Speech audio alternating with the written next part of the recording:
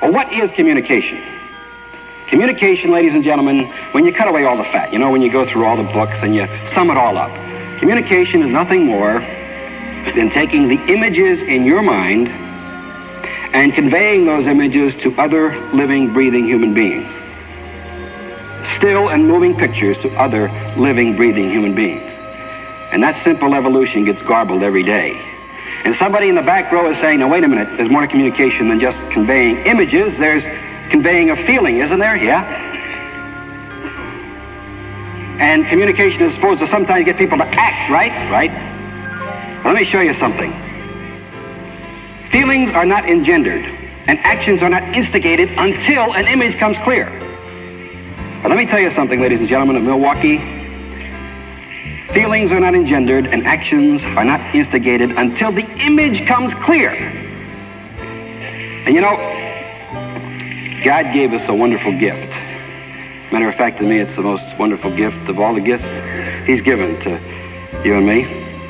And it's this, that if the image is clear in your mind, you can't fake knowledge, you can't fake skill. But if the image is clear in your mind, and you couple that clear picture with a desire to convey it to other human beings, the words will come to express the images in your mind. The words will come to express the images in your mind.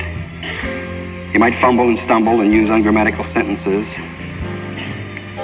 but the words will come to express the images in your mind. And that is the most beautiful gift that God has given us. If you have any doubt about the truth of that statement, listen to yourself in the break when you start in your first conversation, and the words will come to express the images in your mind. I was giving this little presentation on communication at the Diplomat Hotel, Hollywood Beach by the sea in Florida, a few years ago. And a little old professor from Minnesota University came up to me and said, "Hey, Carter, you know what you're saying there about communication?" I said, "What am I saying, Professor?" He said, "You're saying say something worthwhile in a worthwhile way." That's what communication is. And I said, "I buy that, Professor. That's good. Say something worthwhile in a worthwhile way." Tell you something else, Professor. You got to make clear communication is not easy. It's not easy because everybody's different. People are different, situations are different. So you got to have a grain of humility every time you go to communicate, to inform, to educate, to persuade, to sell. The great artists of all time, and I love great artists just like you do. The great artists from Leonardo da Vinci down to Vince Lombardi didn't say, "Look at me and how impressive I am." They didn't try to impress. They tried to express something. Da Vinci said, this picture is the best I've got to offer. I just wanted to give this to you because it's everything I've got on a piece of canvas here. Hope it's appealing to you. I hope it hit you right under the belt buckle the way it hit me. I don't know, it's my expression of a thought or a feeling. And Lombardi up in Green Bay didn't say, "Hey, look at me, ain't I a clever little Italian down here on the sidelines?" Lombardi said, "Look at Hornung out there, and look at Taylor out there, and look at that block, and look at that tackle, and look at that run, and look at that pass, look at that fake, look at that punt. That's the best football team in the history of football. And it's a beautiful tribute to what human beings can do on a football field." It's an expression of human achievement never before seen on a gridiron. So when you go to communicate, please take this advice from Da Vinci and from Lombardi. Try to express images, not impress people. In the world today, there's an awful lot of this stuff going on. And it always has been this way, and it always will be this way. People pushing people down. If I push you down, if I say something to undermine or degrade you, that builds me up, right?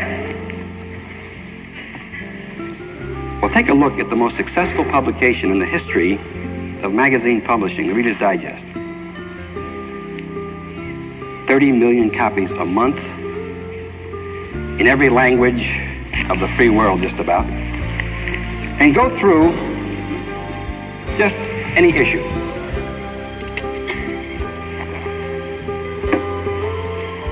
Now, here's an article on how to become more wealthy.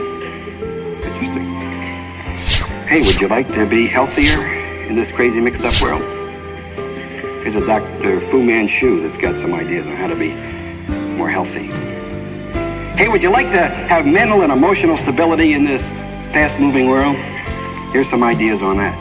Every single article does this for you. It uplifts you.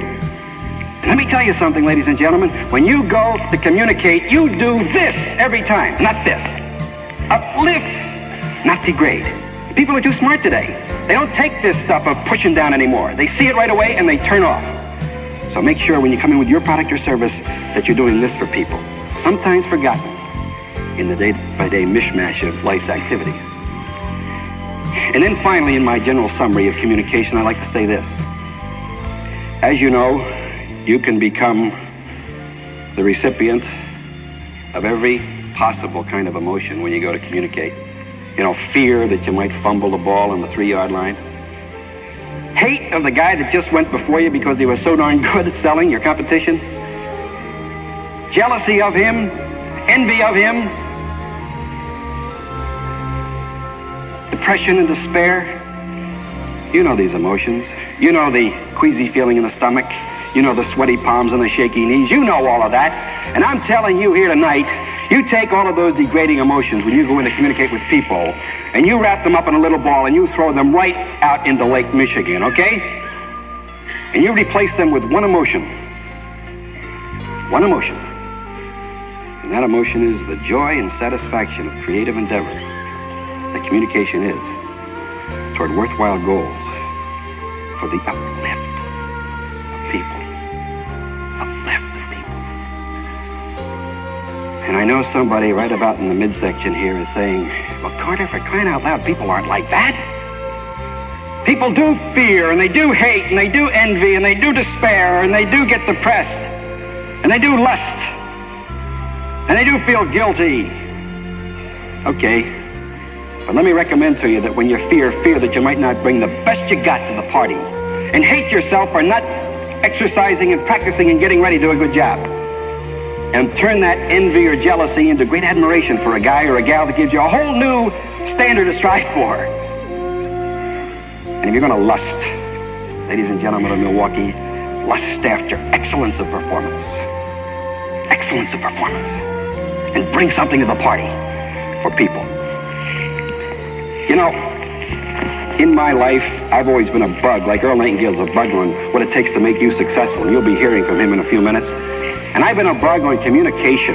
How do human beings communicate?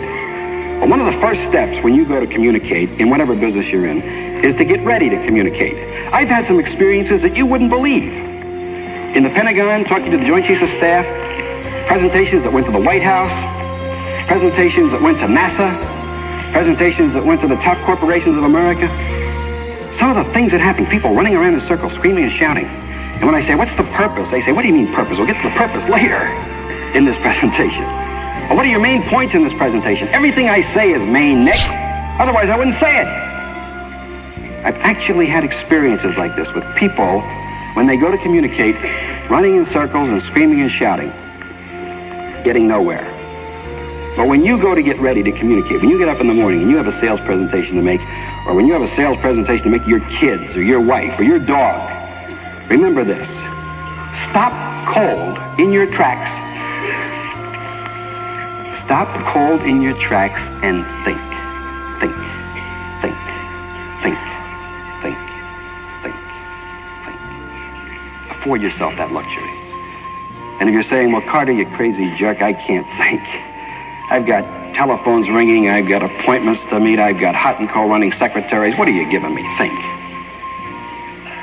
And I'm saying stop cold and think. Go for a walk by Lake Michigan or a walk in the woods or in a closet somewhere, but get where you can just concentrate and think. And ask yourselves the key questions about my purpose in making this communication is this. Let me tell you something. You can get that purpose clear, you're halfway home. And my audience thinks this way, or my audience feels this way. My audience feels this way. Boy, that's an important one. How do they feel about what you're going to say to them? How can I introduce this thing so that everybody in the audience perks up with both ears and eyes wide open and listens? How can I conclude this thing so that everybody knows exactly what I want them to think, feel, and do?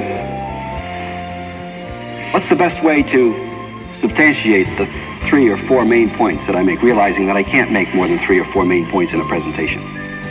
Ask yourselves, as Socrates admonished us, ask yourselves key questions about purpose, introduction, conclusion, main points, substantiating points, facts, statistics, anecdotes, analogies. And then be very careful, ladies and gentlemen of Milwaukee, because most of the creative ability of this country and your life goes right out of your life because you don't understand the creative process. And what I'm about to tell you, I told some people over at the University of Wisconsin a year or so ago, and a Professor Joel was there, and he was in the journalism department at the University of Wisconsin. He came up to me after, he said, what you just told us about the creative process, I don't know whether you realize it or not, Nick, but that's everything that's ever been found out on the subject of human creativity, and it's this. After you've asked the key questions, in a quiet place where you can concentrate, I'm talking about, you see yourself in this meditative mood, asking questions about purpose, main points? You emulate the sponge. Yeah, the sponge. And soak up all you can in the way of possible answers to these questions about purpose and main points, substantiating points. Careful now. Careful now. And then emulate the egg. An egg. And let those ideas that you've gathered after asking questions incubate a while. Go take a walk. Go to sleep. Have a couple martinis. Relax. Do something else. Emulate the egg and let those 14 billion cells sitting on top of your head go to work for you. And they start floating up answers for you in answer to those questions. And then if it happens at 3 o'clock in the morning out of a sound sleep, emulate the light. Oh, there it is. The light. That's my purpose. My main points. My conclusion. My introduction. The best possible example. The best possible fact. I got it. Everything that's ever been found out on the subject of human creativity, use it. It'll work for you. Now, sometimes a guy will be standing up here, a girl will be standing up here, and he looks okay. He's losing a little hair, and he's getting a little fat around the midsection. Not bad, not too noticeable. He looks all right, he sounds all right, but he might as well be reciting the alphabet. You know, A, B, C, D, E, F, G, H, I, J, K, L, M, N, O, P, Q, R, S, Why is that? Why is that? We at Nightingale Conant Corporation feel it's because he or she fails to keep the subject clear. You know, we learned in school, I learned in high school, in college, everywhere I went, don't use the personal pronoun I because it's not modest enough. You ever hear that one? Don't use the personal pronoun I because it's not modest enough. So you go to write a composition, you know, and you're going to write that composition, and you're going to tell about something you've observed or you thought or you found out or you've done, and you go, I can't say that.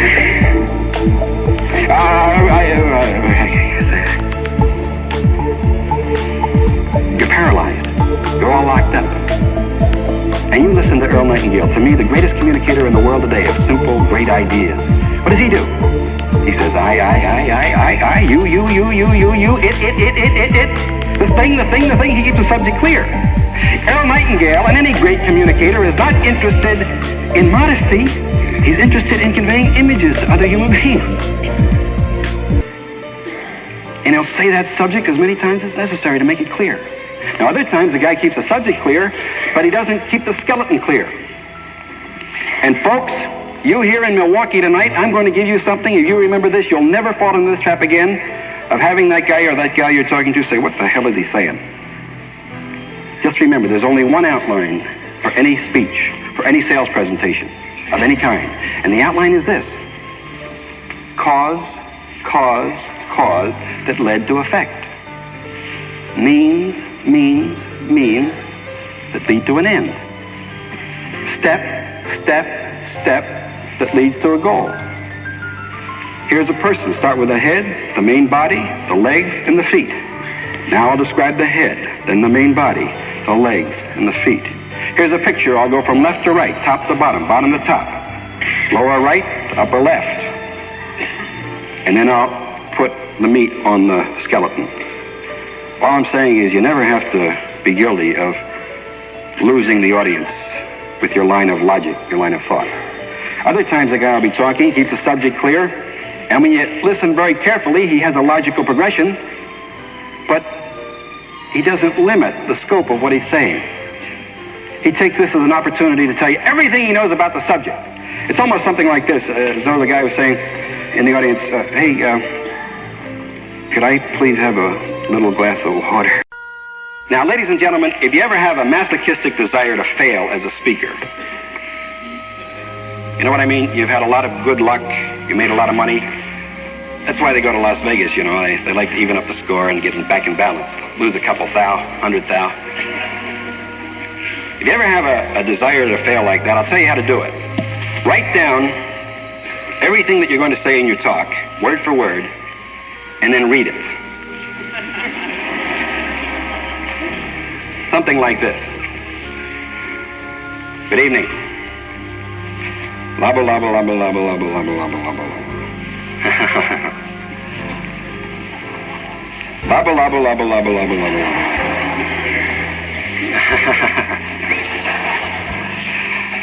Lobble, lobble.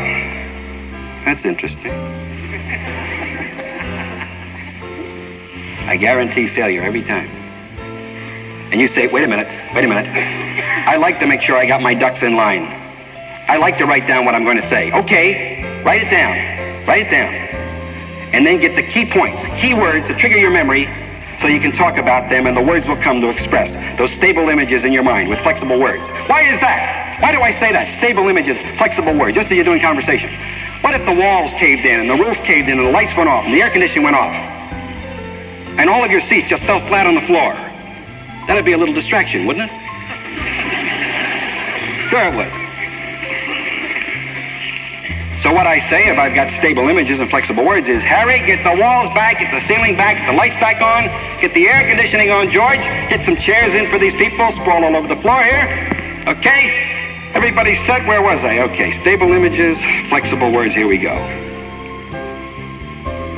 Now sometimes a devilishly complicated idea can be cleared up just like that with a real good visual aid. I'm talking about a little pad of paper and a pencil or a blackboard with a piece of chalk. Not a lot of writing on a lot of charts. You know, one thing about visual aids, when you go to communicate in this world, the less writing on a chart, this is axiomatic, the less writing on the chart, the more effective the chart will be. You see, visual aids are to help your audience get the picture. They're not to be a crutch for you. And when you put a lot of writing on the chart, you sabotage yourself. Because people start reading the writing and they don't hear what you say. They read the writing, they don't hear what you say. And finally they sit back and just sort of smile and act like they're listening to you. Insurance salesmen do this all the time. Sabotage themselves every day. And when you're through with a pitch, you say, well, how'd you like it? Oh, wonderful presentation. Just wonderful. George, wonderful presentation. You want to buy? No, I don't want to buy. I don't know what you're talking about.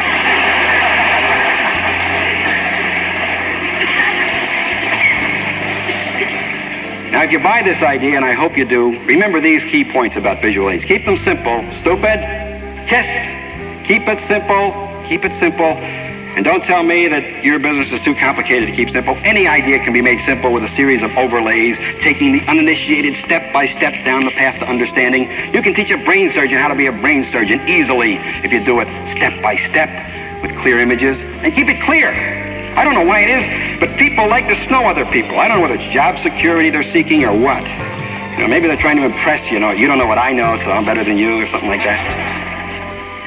If you've got a patent that isn't clear yet, or you've got a copyright you want to get, or you've got a competitive edge on some point you don't want to talk to me about, okay, don't talk to me about it. But when you talk to me so I can understand. And get a consistent style. Don't get 35mm slides and 16mm motion pictures and blackboards and all kinds of flip charts and everything. Get a consistent style that I can concentrate on like a laser beam. You get variety in my charts, of course, but just one simple style. I'm not trying to impress you with how much work I've done or how clever I am. I'm trying to communicate images with feeling, remember? And get a continuity that even a child can understand. If I stood up here like this with a flip chart and I went like this, this is my flip chart, okay?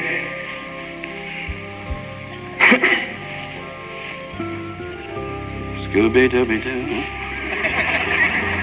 Za, za, za, baby. Do I sound like Sinatra? A lot of people tell me I do, but I don't think so. Za, za, zoo, zoo, zoo. Za, zoo, zoo, baby. You would get the picture. Now, I'm not going to let you go into that thing. I'm going to put meat on the bones. I'm going to put glorious living Technicolor in this black and white picture. But I wouldn't have to for you to get the picture. And don't be afraid of dramatic impact with visual aids. This hurts my hands to do this, but I want you to remember, dramatic impact with your visual aids, so your visual aids talk back to the audience. There's nothing sinful about dramatic impact with a visual aid. And this one's worth $20,000 to you tomorrow if you use it. The funny thing about human beings, they always forget this. Funny thing, if you remember this, it's worth $20,000 to you. And it's this. Write it down on your memory. Introduce, this is the difference between the amateur and the pro. Every time. Introduce the visual aid before you unveil it. For instance, here is your budget, your operating budget for the rest of 1972. Ready? This is every penny you're going to have, not one penny more, not one penny less. You ready on the right? Ready on the left?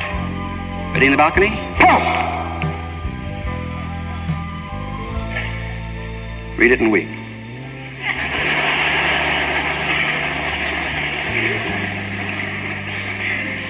Okay, I talked to you about visual aids. I talked to you about getting ready to communicate. Sponge, egg, light, limited scope, keep the subject clear, images conveyed with feeling. And now, in one quick fell swoop, I'd like to sum up everything I've ever learned about the acid test when you actually go in to communicate. And I use an acronym to do this, and I'm going to go through this like a dose of salt, so hang on, okay? I use this acronym: bully, prep, jad, ski. Bully, prep, jad, ski. Everything I've ever learned about human communication. And here we go. B is for breathe deeply from the diaphragm. Everybody together now. Breathe deeply. Not too deeply or hyperventilate and you'll faint on me, okay? But that's what Jackie Robinson did when he started in baseball, you know? The first nigger on baseball, and he got up there to the plate in Ebbets Field in Brooklyn, and they said, "You bum Robinson," you know? And he just took 2 deep breaths. And he was ready to concentrate on that aspirin as it came across the plate.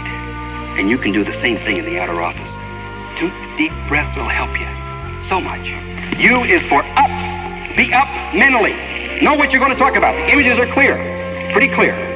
And be up emotionally. You're filled with the joy and satisfaction of creative endeavor toward worthwhile goals for the uplift of people. And be up physically. Get enough sleep. Don't smoke too much. Don't drink too much. Don't carouse too much. Okay? That's simple. 8 hours, or 7, or 6 at the least. Get enough sleep. L is for love yourself. Love yourself. Look at me, will you? Everybody here in Milwaukee, look at me. I'm a naked ape, okay? I'm a naked ape. I can perform the most heinous crime the world has ever seen, okay? And I also can perform the most beautiful act the world has ever seen. And I know, from what I've learned, that I'm a jerk if I do this. And I'm a winner if I do this. So I'm going to try to uplift. Win, lose, or draw, I'm going to try to uplift, and I like myself for that. And here I go. And the second L is for love your audience. Love that person you go to see. I love you.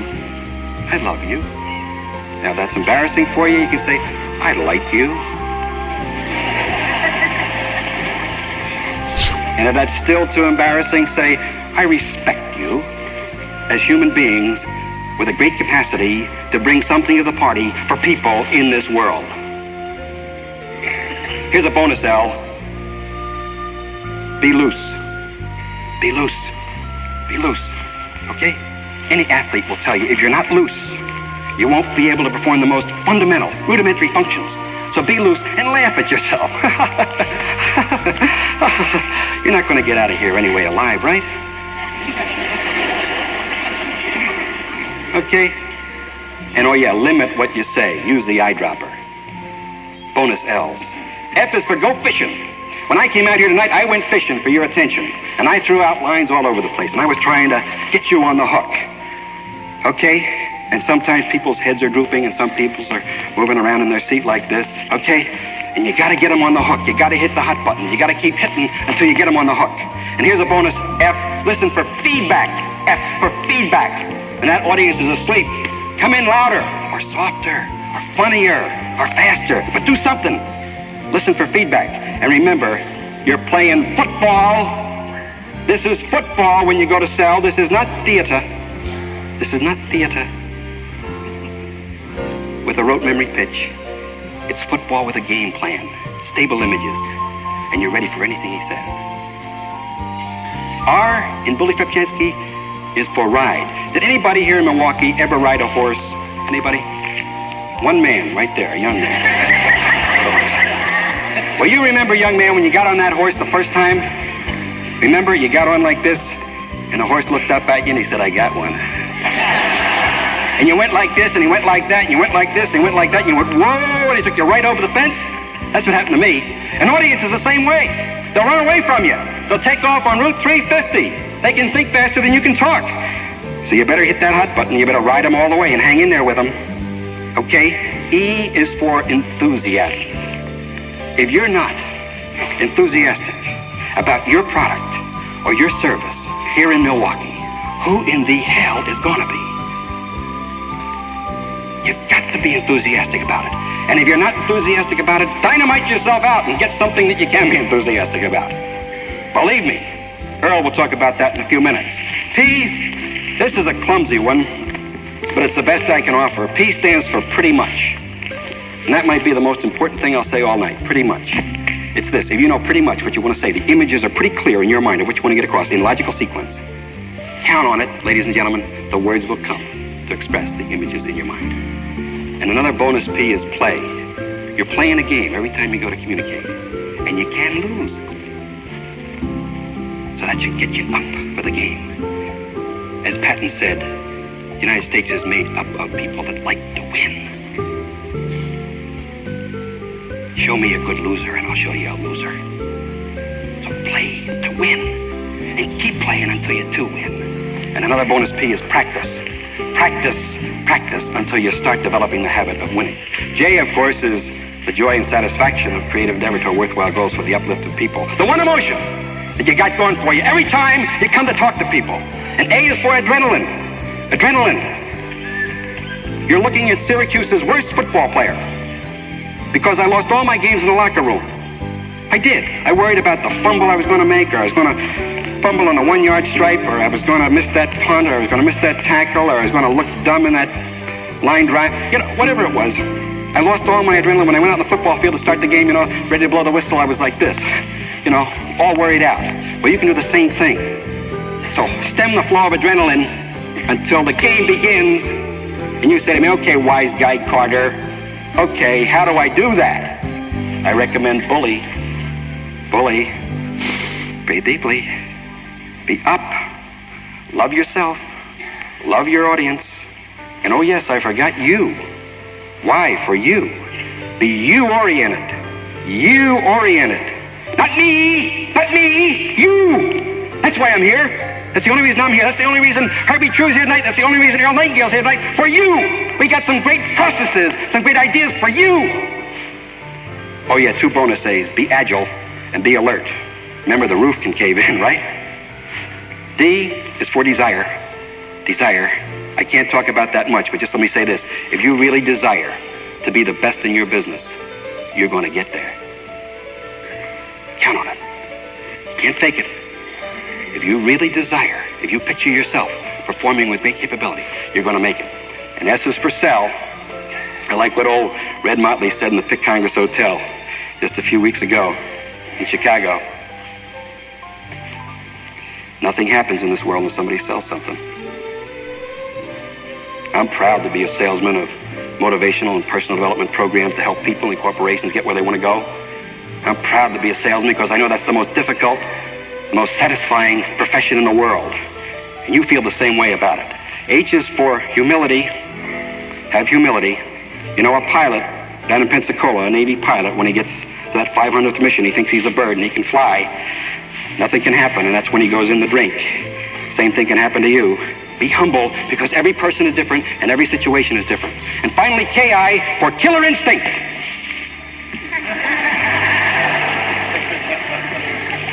instinct. And you say, boy, oh boy. He talked about love. He talked about uplifting. And now he's talking about killer instinct. And yes, ladies and gentlemen of Milwaukee, that's exactly what I'm saying. You have a killer instinct about distractions. Get that wall back. Get that ceiling back. Get the lights on. Get the air conditioning on. Okay, get the seats up. Are we ready? We've got those external distractions out of the way. And watch the internal distractions. Get out of here, hate. Get out of here, fear. Get out of here, guilt. Get out of here, envy and pride and lust. I got a job to do. And I ain't got time for the likes of you. I got a star to reach. And it's going to take all the love I can give it. And that, ladies and gentlemen, is everything I've ever learned on the subject of human communication. Thank you very much.